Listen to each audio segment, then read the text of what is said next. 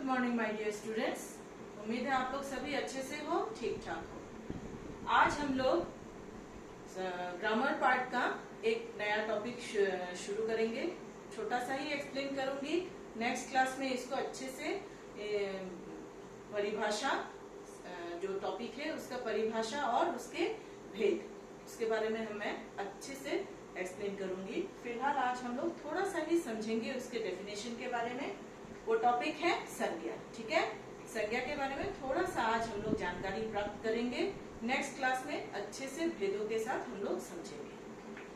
आज का learning objectives मैंने लिखा, संज्ञा की परिभाषा एवं उसके भेद के बारे में जानकारी दी जाएगी। संज्ञा की आज परिभाषा हम लोग समझेंगे।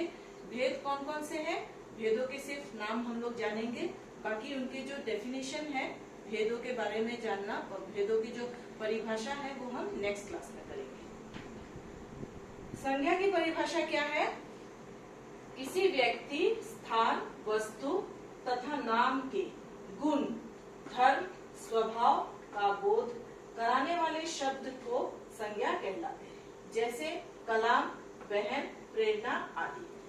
संज्ञा किसे कहते हैं? किसी विशेष व्यक्ति, वस्तु, स्थान, प्राणी, ठीक है, इन सबके गुण,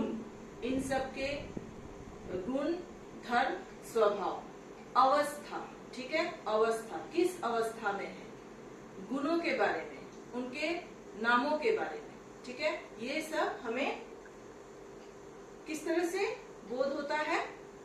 किसी व्यक्ति, स्थान, वस्तु के नाम से, ठीक है, नाम से। जैसे कलाम, ठीक है, ये विशेष व्यक्ति में आते हैं। इनको हम लोग विशेष व्यक्ति से ही हम लोग जानते हैं। ठीक है, तो किसी व्यक्ति के बारे में जानना, स्थान के बारे में जानना, वस्तु के बारे में जानना, ठीक है, गुणों के बारे में जानना, अवस्था, स्वभाव, इन सब के बारे में जो जानकारी हमें प्राप्त होता है उसे संज्ञा कहते हैं। ठीक है, अब भेदों के बारे में, इनके क्या क्या भेद है? 3 भेद है। एक व्यक्तिवाचक, एक जातिवाचक और एक भाववाचक। ठीक है, संज्ञा के 3 भेद है, व्यक्तिवाचक संज्ञा, जातिवाचक संज्ञा, भाववाचक संज्ञा। इन भेदों का डेफिनेशन, परिभाषा हम लोग नेक्स्ट क्लास में अच्छे से समझेंगे।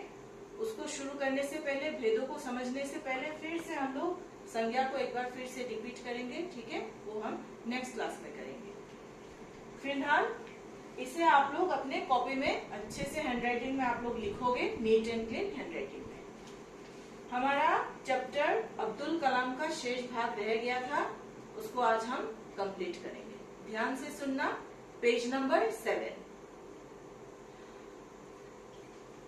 पिछले क्लास में हमने क्या पढ़ा था? कलाम ने MIT की इंजीनियरिंग प्रवेश परीक्षा देकर उन्होंने पास किया। ठीक है, MIT इंजीनियरिंग का प्रवेश परीक्षा दिया। ठीक है, एडमिशन होने का जो एग्जाम्स होते हैं वो सब देकर उन्होंने पास किया। ठीक है, अब प्रवेश लेने के लिए उनके पास धन न था। उनकी बहन जोहरा ने अपने आभूषण बेचकर उनकी सहायता की। ठीक है, जब MIT से कलाम एरोनॉटिकल इंजीनियरिंग बनकर निकले तब उनकी सहायक इंजीनियर के रूप में सरकारी पद पर नियुक्ति हुई। ठीक है, उन्होंने MIT की इंजीनियरिंग प्रवेश लेने के बाद उनके पास धन नहीं था। ठीक है, आगे पढ़ाई करने के लिए उनके पास पैसा नहीं था, तो उनकी बहन जोहरा ने अपने आभूषणों को क्या किया? आभूषणों को बेचकर जो धन प्राप्त हुआ उसी से उसने अपना आगे की जो पढ़ाई है उसको जारी रखा। उन्होंने MIT से एरोनॉटिकल इंजीनियरिंग बनकर वो निकले और सहायक इंजीनियर के रूप में उन्होंने सरकारी पद पर नियुक्त किया गया। ठीक है, सरकारी पद पर वो सिलेक्ट हुए, काम करने लग गए। प्रसिद्ध वैज्ञानिक डॉक्टर विक्रम साराभाई ने उनकी प्रतिभा से प्रभावित होकर प्रक्षेपास्त्रों, ठीक है, के विकास का कार्यभार उन्हें सौंप दिया गया। ये डॉक्टर विक्रम साराभाई, ठीक है, उनकी प्रतिभा, उनका जो टैलेंट है, प्रतिभा को देखकर वो बहुत ही खुश हुए और उनको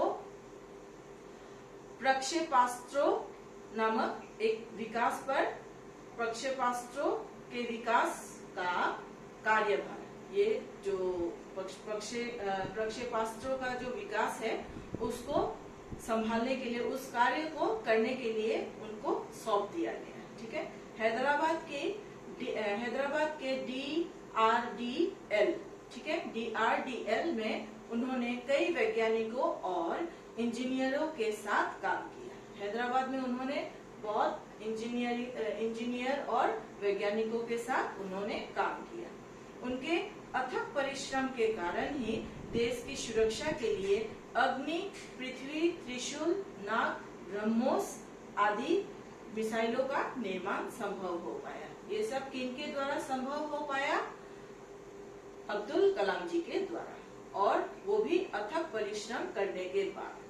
कलाम जी के कार्यों के लिए उन्हें कई सम्मान प्राप्त हुए।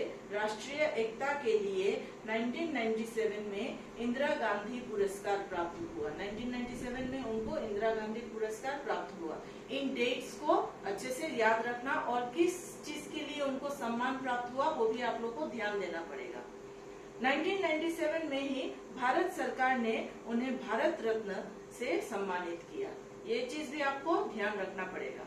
उनकी अनुशासन प्रियता, सेवा भावना के गुणों के कारण 25 जुलाई 2002 को भारत के 11वें राष्ट्रपति बनने का गौरव प्राप्त हुआ।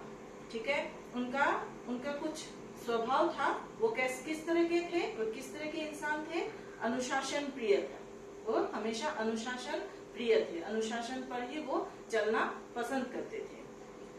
सेवा भावना, ठीक है, दूसरों के प्रति, देश के प्रति सेवा भावना, इन सब गुणों के कारण उनको 25 जुलाई 2002 को भारत की 11वें, ठीक है, 11वें राष्ट्रपति बनने का गौरव प्राप्त हुआ।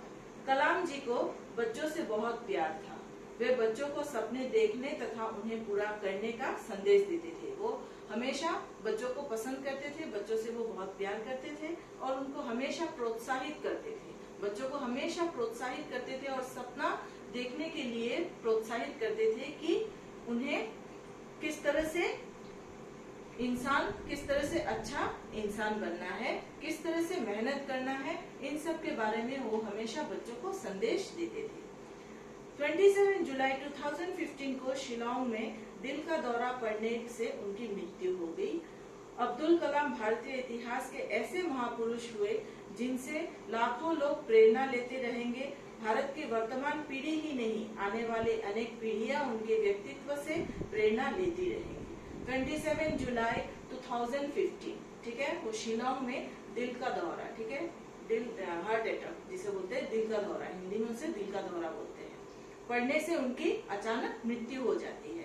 पर अब्दुल कलाम भारतीय इतिहास के ऐसे महापुरुष, उनको महापुरुष के नाम से भी जानते हैं, ऐसे महापुरुष हुए जिनसे लाखों लोग प्रेरणा प्राप्त करते हैं, प्रेरणा लेते हैं। वो आज के पीढ़ी ही नहीं बल्कि आने वाले कई पीढ़ियां उनके व्यक्तित्व से प्रेरणा लेती रहेंगी, यानी ये समाप्त नहीं होगा। इनके द्वारा जो प्रेरणा लेना है ये हमेशा लेते ही रहेंगे, ये जो है चलता ही रहेगा। भारतवर्ष की जनता को अपने इस सपूत पर हमेशा गर्व रहेगा। ठीक है, भारतवर्ष की जनता, पूरे भारतवर्ष के जो जनता अपने इस सपूत पर हमेशा गर्व रहेगा। ये एक्सप्लेनेशन पार्ट अब्दुल कलाम का एक्सप्लेनेशन आज खत्म हुआ। आप लोग लर्निंग ऑब्जेक्टिव्स अच्छे से लिख लेना। मैंने कुछ क्वेश्चन आंसर्स कर दिया है, उसको भी आप लोग नीट एंड क्लीन हैंडराइटिंग में आप लोग कॉपी में करोगे। ध्यान रखना, question answers, learning objectives copy में लिखना है, वर्ड बुक आप लोग को वर्ड बुक में ही करना है। ठीक है, उसे कॉपी में नहीं उठाना है। नेक्स्ट क्लास में हम लोग संज्ञा फिर से समझेंगे, परिभाषा और भेदों की भी परिभाषा हम लोग समझेंगे। तब तक के लिए ध्यान से रहो। Take care, thank you.